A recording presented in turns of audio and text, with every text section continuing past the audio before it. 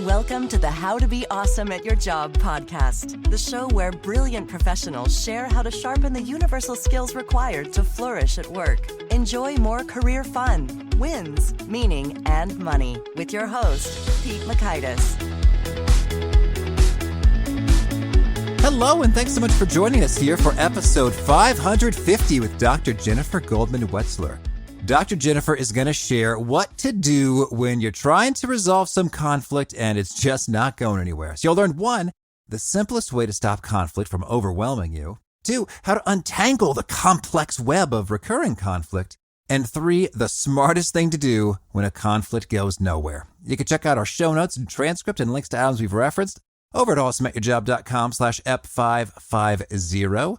Or in certain podcast apps, you can see them right in your show notes or episode description and tap the links. And in some, you can't. It drives me insane. My team and I have been trying to untangle that conflict. But it is what it is. And we're going to do a couple little formatting changes. And that's about as good as it can be.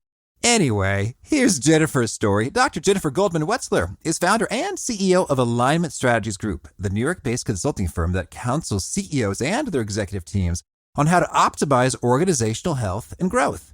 She's the author of Optimal Outcomes, Free Yourself from Conflict at Work, at Home, and in Life, published just recently. She's also a keynote speaker at Fortune 500 companies, public institutions, and innovative fast-growing startups where she inspires audiences of all kinds, including those at Google, Harvard, and TEDx, and in her popular course at Columbia. She's a former counterterrorism research fellow with the U.S. Department of Homeland Security and a graduate of Tufts University who holds a Ph.D. in social organizational psychology from Columbia University. Huge thanks to Jennifer for sharing these insights with us, and huge thanks to our sponsors. Check them out.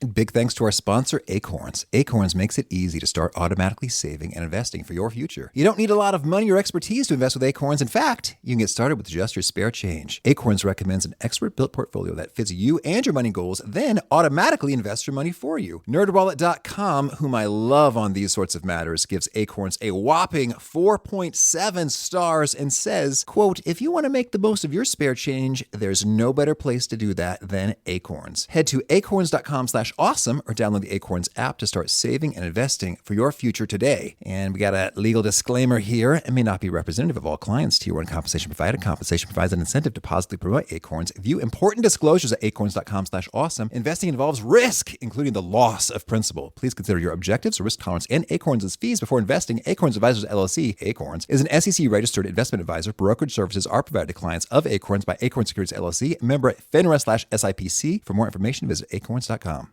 One sponsor to check out is Harvard Business Review. This brilliant magazine, published at hbr.org, is the leading destination for smart management thinking. Fun fact, HBR has been mentioned in 108 episodes of the show. That's because HBR has great stuff that comes up often. They've got explainer videos, podcasts, real-world case studies, and much more. I think of HBR each night that I put on my special orange glasses. Their article, Will Blue Light Glasses Improve Your Sleep?, revealed that those who wore them reported better sleep and a 7% improvement in work performance as compared to those who wore the sham glasses. So I cite HBR anytime anyone tells me that I look silly wearing them. Now, much of HBR's content is available for free when you sign up at their site. Subscriptions that get you unlimited content cost $10 a month. If you visit hbr.org/subscriptions and enter the promo code AWESOME, you can save 10% off of that subscription. Again, to save 10% off of your HBR subscription, go to www.hbr.org/subscriptions and enter the promo code AWESOME. Now, here's Jen. Jen, thanks for joining us here on the How to Be Awesome at Your Job podcast. Pete, thanks so much for having me. Oh, well, I'm excited to dig in. And first, I understand that you hiked the Appalachian Trail. And did you do the whole thing, or what's the story here? I did not do the whole thing, although that's a nice goal. I've been on many parts of it. But the part that I write about in the book is 4 days in the New Hampshire White Mountains part of the Appalachian Trail. Lovely. Cool. And so can you tell us any key lessons learned or what inspired you to get out there? Well, what inspired me to get out there is 2 things. One, on the personal level, I just love being outdoors. I find connecting to nature to be very just spiritually grounding and nurturing and fun. So that's one piece of what inspired me. And then the other piece is what I write about in the book is I was in the middle of writing the chapter on emotions when I decided to go on the trip. And I decided that what I would do was experiment with feeling each of my emotions as they arose and just noticing them and naming them, identifying them, and then seeing if I could just be with them and let them go. Mm-hmm. And that is exactly what I did. And it was a very rainy few days on the trail. And I began to notice that the emotions were really, like the Buddhists say, like the weather. They came and they went, just like the rain came down heavier and then came down later and then sometimes went away and the sun came out. And so it was great learning about what it was like to really feel the emotions as they come, because there were so few distractions on the trail like there are in the big city. Mm-hmm. Well, so now that's intriguing right there. So what is the implication for professionals or folks dealing with conflict that that is how it works with emotions? They come and go like the weather. What does that mean for us? Well, first of all, it means we do not all need to go hiking on a trail for 4 days or for, even hours. Yeah, fast forward. Listen to you. Right. What it means is it can be important to just pause. That might mean 30 seconds of pausing while you're on the commuter train and you look up from your phone and look out the window at the view. Or that might mean in the middle of switching computer applications, taking a deep breath and, standing up and then sitting back down and keeping going. But any practice that you can do, frequency is, I think, much more important than duration. So doing something like that once a day or twice a day in the morning and in the evening is very helpful for all those people out there wondering. The question I get so often is, what do I do when I'm stuck in conflict and it's like the heat of the moment and I'm just so triggered and I'm so angry? One of the best practices that I know of is to, on a regular basis, pause and notice, what am I feeling right now? That's all there is to do. Mm-hmm. And it can be very uncomfortable, of course, but still got to do it. Oh, Jen, we are on a great start. So then I want to hear, so you got this book, Optimal Outcomes, and I love things being optimal. Fun fact, the name of my company is Optimality LLC. So tell us, what made you conclude that the world needed you to write this book, Optimal Outcomes? What's sort of like the main issue we're addressing here? Yeah. Well, first of all, I'll say I love that we both like things being optimal. I think there are strengths and limitations to that, which I can talk about. But the reason why I think the world needs this book is because all of the conflict books that I know of, that I've been sharing with people for years, that are great, all help people resolve conflict. Mm-hmm. And the problem is sometimes conflict is not resolvable. I will say that again. I am hearing Gottman's echoing in my ear. Continue. Yeah. Yes. It's not resolvable. Well, not all conflict is resolvable. And I think that can come as a surprise to many, many people, because so many of us have been inculcated in this idea that we must be able to collaboratively resolve conflict when it arises. And what we know from now the last 40 years of conflict literature is that conflict naturally begets conflict. That is the nature of the beast. So if that's true, sometimes we may be able to use collaborative win-win principled negotiation methods in order to resolve it, but sometimes we won't be able to. Sometimes that conflict will turn out to be what I called resolution resistant. So this book is all about what to do when you find yourself in recurring conflict. That is conflict that doesn't go away no matter how many times you've tried to resolve it. And that's what Optimal Outcomes is all about. It's about how to free yourself in those kinds of situations. Well, yeah, that sounds very helpful and important. And yeah, as I'm thinking about Dr. John Gottman, I think that's one of the main points he puts forth. This is the legendary, for listeners, relationship therapist who could predict divorce rates based on observing them.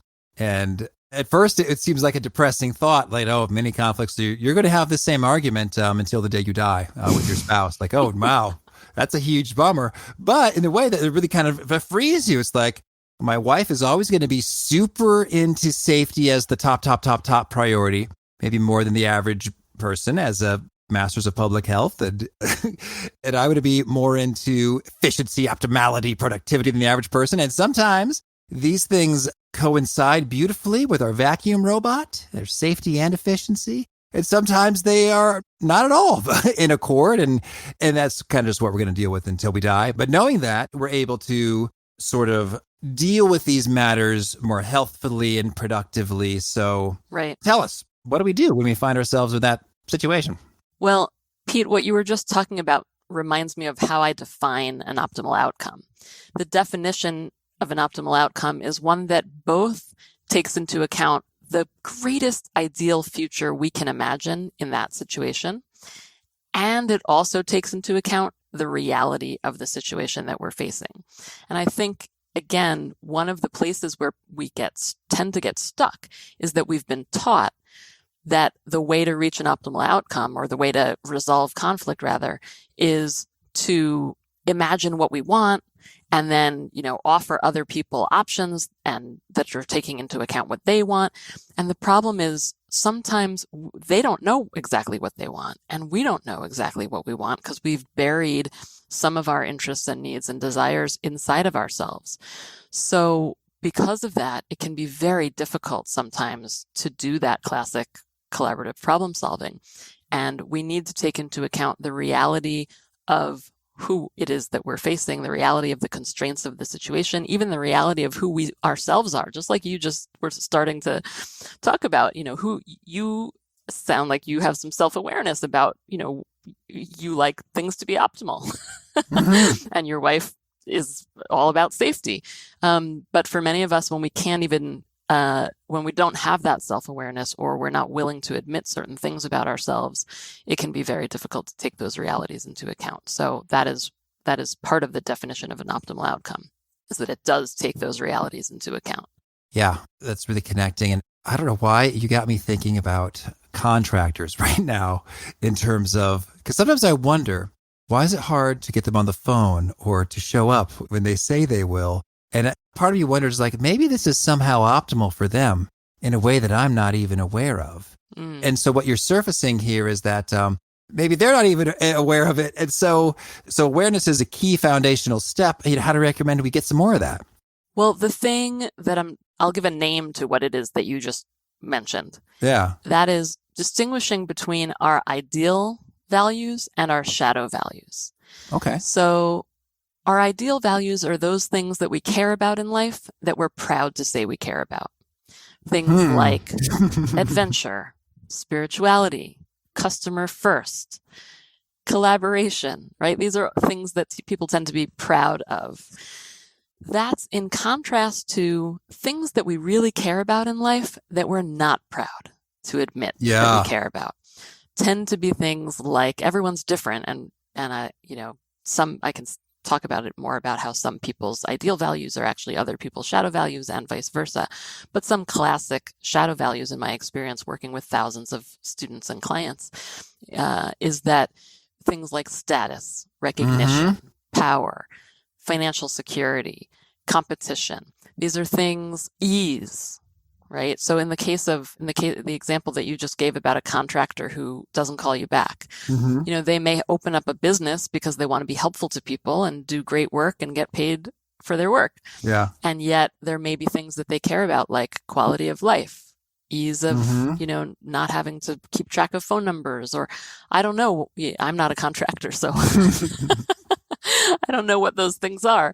But it can help us just to imagine what might be driving someone to do or not do what it is that we hope or want them to do.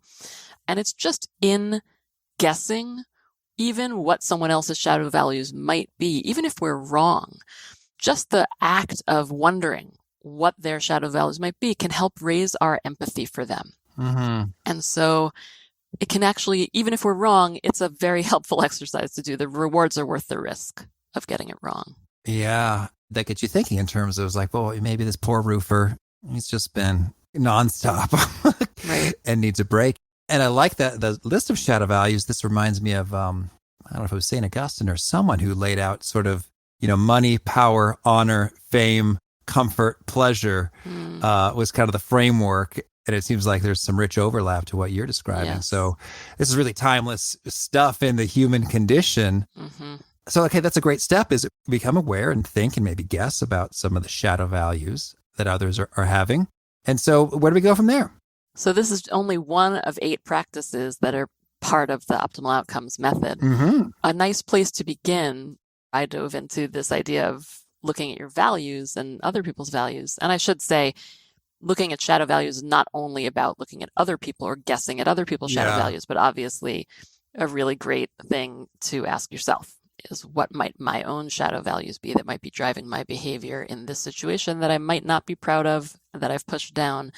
But doing that can really, really help free you from conflict, because once you realize what's been driving your behavior, you have the power to either own up to it and stop doing it, or own up to it and say, you know what, this is something I'm going to own and I'm going to do it right out. So if authority is important to me and I wish it wasn't, well, maybe I need to start being more direct. Mm-hmm. And that would help in this situation where I'm confusing people because I'm trying to be so collaborative, but they don't understand what it is that I want them to do. So that's values.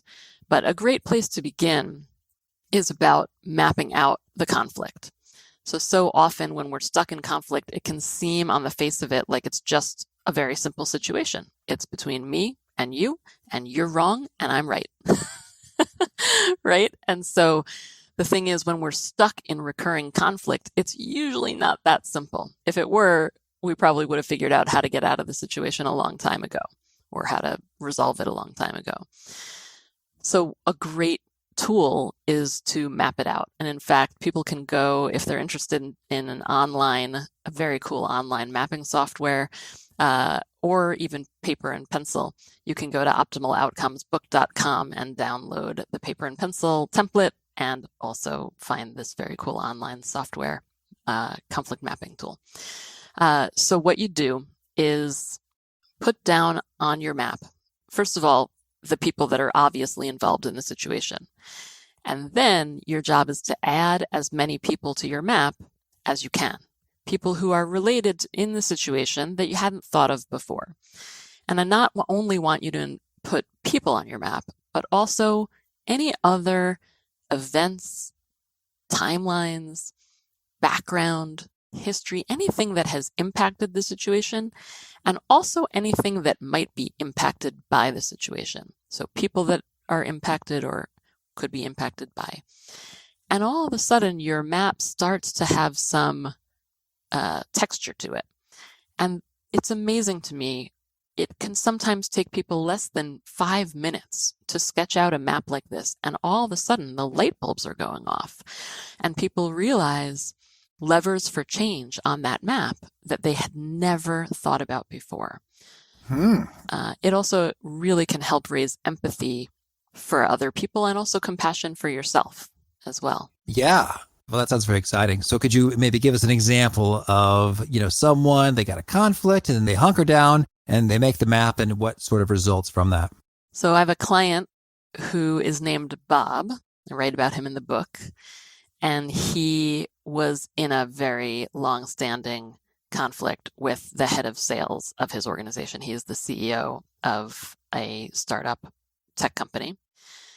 And they had been growing by leaps and bounds, and the salary that he had been paying to his head of sales was completely out of whack, way above market rates.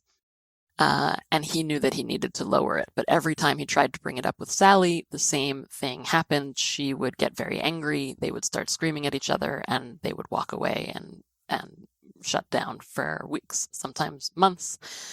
By the time he and I started working together, they had not talked to each other for a number of months. And that was a big problem because they needed to run the business together.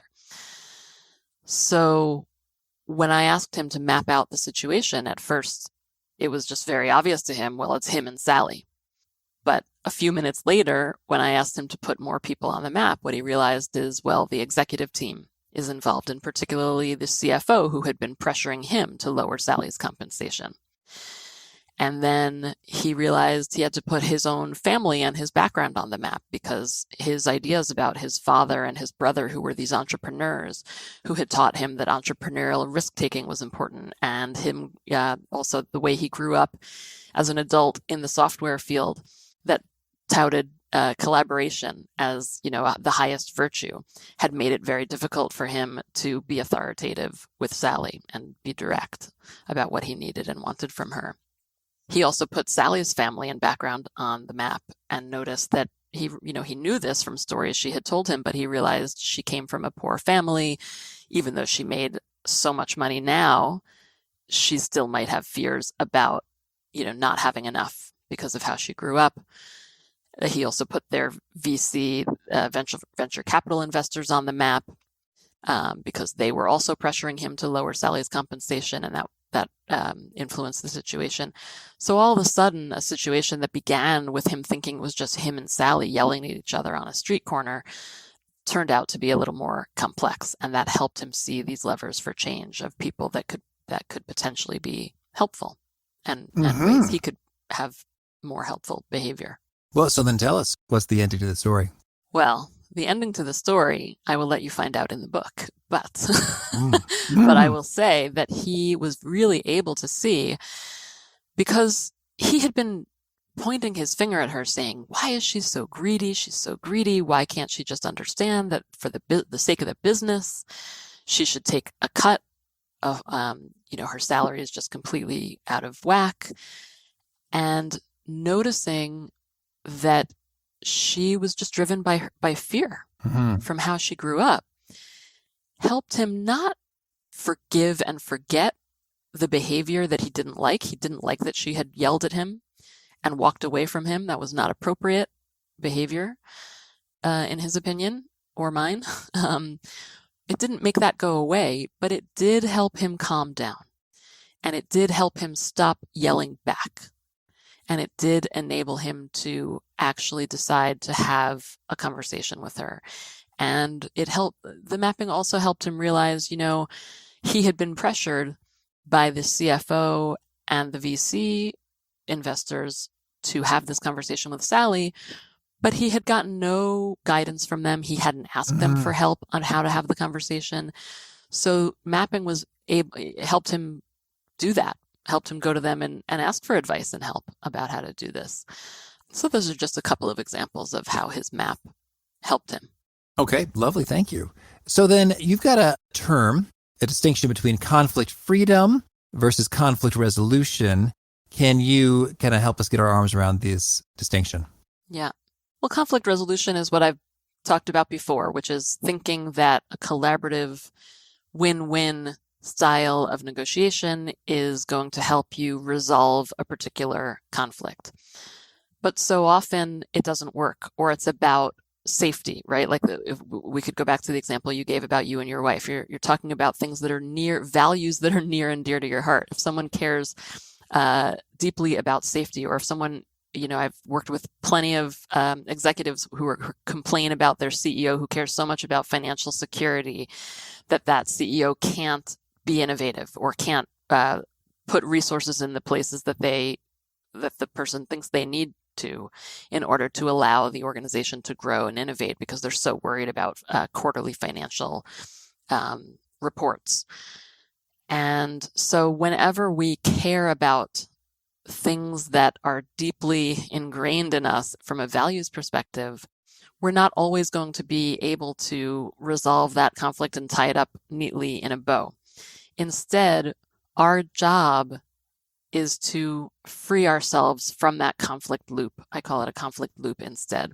So the way the conflict loop works, the way we get stuck in it, is that we have conflict habits. There are actually 4 conflict habits that I've identified in the book. And our conflict habits get locked in patterns, in a pattern, with someone else's conflict habit or another group's conflict habit. And those conflict habits make it very difficult to break free from that cycle. So it's just a conflict cycle that goes around and around and around. And so the goal there is not to resolve anything. Sometimes there's not even anything necessarily really to resolve when we look at that. A classic conflict pattern is blame. So we blame someone, right? So that's what Bob and Sally were stuck in. They were blaming each other. He would tell her he needed to lower her compensation. She would yell back that that wasn't going to be possible. And then they would just call each other names and how horrible they each were to each other, and they were blaming each other. So when you're stuck in a blame conflict pattern, it can be very difficult to resolve, but you can take what I call pattern breaking action to free yourself from that situation. And the beauty of freeing yourself from a locked pattern is that it doesn't take anyone else's cooperation. You don't need anyone else's help or cooperation in order to free yourself from that conflict loop. All you need are your own resources, which is the practices in the optimal outcomes method, looking at what your own shadow values are, looking at what other people's shadow values are, mapping out the situation, using your emotions in your favor, not taking other people's emotions on as if they're your own, but keeping those separate from you. And there's a whole bunch of work you can do around that. Designing a pattern breaking path. So not just taking one pattern breaking action, but actually having your actions build on one another over time, because it probably wasn't one thing, that one action that got you stuck in this. It's been going on for a while. So it's not only one action that's going to get you out. It's going to be a whole series of simple, but surprisingly different pattern breaking actions that will get you out. Mm-hmm. Well, can you please give us an example? So some pattern breaking actions that come together in a pattern breaking path. Yeah. What are some examples for how that comes to life? Well, the beauty of a pattern breaking action is that it's basically anything that's not what you've already been doing. Okay. So typically when we get stuck in conflict, it's because we're doing the same habitual conflict habit over and over and over again and expecting a different result. So in the case of Bob and Sally, they've been blaming each other. In other cases, you might be blaming someone and they're running away and hiding from you, right? They're not engaging, they're shutting down. Or you may be relentlessly trying to collaborate with somebody and they are shut down. They are not cooperating with you. And you're just, offering them option after option, spinning your wheels, wasting your time, wasting energy, focus, money. So a pattern breaking action is anything that's different from what you've been doing. And that that's different in in all different kinds of situations, depending on what you've been doing. But the beauty of it is that there's like a bazillion different possibilities, right? So, I also like to say, you want your pattern breaking action to be ideally something constructive, right? So I would not advise, if you've been blaming someone else, then go, blame yourself instead. No, that's not what I'm talking about. But what I am talking about is it could be that if you've been blaming, and you take a pause, notice the pattern that you're stuck in, and decide that you want to do something that's pattern breaking, something different, it could be you decide to kind of hang back for a little while and not do anything at all. Sometimes just pausing is a pattern breaking intervention, in fact. And if people want to find out what their conflict habit is, you can also go online at optimaloutcomesbook.com/assessment, and you can find the conflict habits assessment. It takes like 7 minutes to take. It's totally free. And so then you could also ask your friends and colleagues to take the assessment as well. And once you know your conflict habit and other people know theirs, you can figure out what is the pattern we've gotten stuck in. And then you each have some ideas about other things you could do instead. And so we could take the assessment to learn, what specifically is yours in the habit. Can you give us sort of the menu, the rundown of options in terms of these are the conflict habits? So one of them is blaming, and what are the others? One of them is blame others. One of them is blame yourself and blame and shame yourself. So some of us get stuck in that, negative self-talk cycle. One of them is shut down. So we avoid to the point of letting the conflict brew until it boils over, and then we have a crisis on our hands. And then the final one is relentlessly collaborate. So we will collaborate even when other people refuse to cooperate with us. So we're offering option after option, and people are not working with us. Oh, and that's the whole menu right there. That's just 4. Okay. Yeah. So there are 16 different patterns that can emerge out of those 4. Yeah. Intriguing. Okay. And so then when you say just a pattern breaking, it's just a matter of do anything other than that. So it could be one of the other 3, or is there something completely different beyond those? definitely things different beyond those, right? But it's very idiosyncratic. So I can't say to you, here's the thing that you must do to break the pattern, because we need to know what it is that you're dealing with. So in Bob and Sally's case, where they had been blaming each other, Bob had to take a step back and take a break. And then pattern breaking action for him was that instead of surprising Sally as they walked out of a client lunch with telling her that he needed to talk to her about her compensation package, which is what he had done previously, he realized that he could do better by giving her some advance notice and asking her when was good for her to talk. So he did a bunch of different things that were pattern breaking. Like I said, he kind of created this pattern breaking path. So one of the things he did was not surprise her at the last minute, ask her in advance to talk, emailed her, asked her if it would be helpful for him to send her in advance a proposal for what the package would look like. He also asked her if they could just talk about their relationship first. So they ended up talking about their relationship, their working relationship, even before they then had the conversation about the compensation package itself, because he realized that their relationship had become so damaged that that actually itself needed to be talked about. So once you start asking yourself, what else could I do? Well, there's lots and lots of ideas in the book about how to do that. Yes. And I guess I'm also thinking about, I found that a lot of times breakthroughs happen when you stop and really, I guess, empathize, walk in their shoes proverbially and get a sense of, you know what, she's probably feeling this because of this. And it's amazing. Like occasionally it's sort of like, I think maybe we just sort of assume we know and understand, and we all understand what everybody's thinking. But then when you actually sort of stop and articulate, it's like, hey, let me make sure I understand where you're coming from. It's like, hey, you're really concerned about this because of these matters. And then it really feels like this under these circumstances. That could often just be so powerful for folks with just that empathy. It's like, well, yes, that is exactly how I feel. And it feels great that you understand me. And it's sort of like we're already getting somewhere now. Yeah.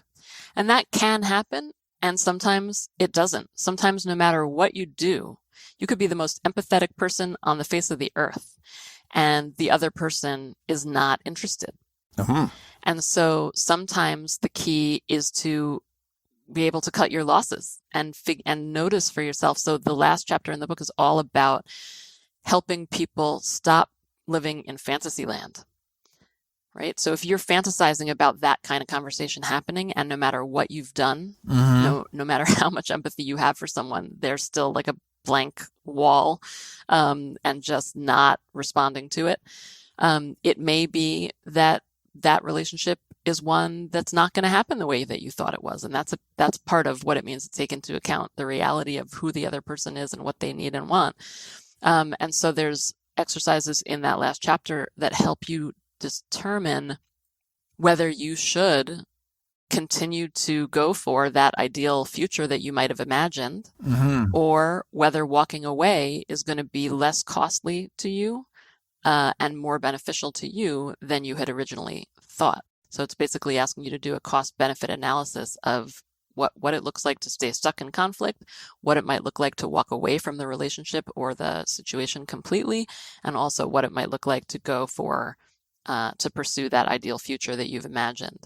And, this can be very striking for many people. So I've seen people who thought that they were just going to keep on, trying to have empathy and trying to collaborate with someone else. And then they did that practice of choosing an optimal outcome and realized that the cost that they thought they would have to pay for walking away from that relationship, whether it was a business relationship or a personal relationship or some combination of both, that the costs were actually not as high as they had originally thought. And I've seen the opposite happen too. People who thought that the costs of staying put were so high that it was going to make more sense for them to walk away, realized, oh my gosh, the costs for me walking away from my mother, from my best friend, from my co-founder are so high, that's a fantasy, right? I've worked with many clients who love to fantasize about walking away, but all that does is it kind of acts like a soothing mechanism because it makes it that you don't have to deal with what actually is going on in the moment for you. But all it does is just distract you from what it is that you do have to deal with. And if you are going to stay, let's stop fantasizing about walking away and really focus on what are some pattern breaking actions I can take in this situation today. Mm-hmm. Well, this is nice. We've covered a nice little lineup of some of your 8 groundbreaking practices. Well, now could you give us a favorite quote, something you find inspiring? Yes, my mentor, Dr. Mort Deutsch, who is the father of conflict resolution, always used to tell me, prevention is the best medicine. Mm-hmm. And I believe he's right. I've quoted him in the book as well, and there's so many parts of life that quote is relevant to. Oh, thank you. And how about a favorite study or experiment or a bit of research? I have many favorite experiments and research. One of them that I talk about in the book is about Dr. Wendy Wood's research on habits. And what she basically says is the best way to form new habits is to replace an old habit that you're not happy with a new one. So rather than trying to get rid of one that's not working for you, just replace it with something new. And she has a new book out now as well. And I encourage people to go study her work. She's really a powerhouse and has done just amazing work in the habits area. Oh, thank you. So that's a great study and also a book. Any other favorite books? Yes. A friend of mine named Priya Parker wrote a book a couple of years ago called The Art of Gathering.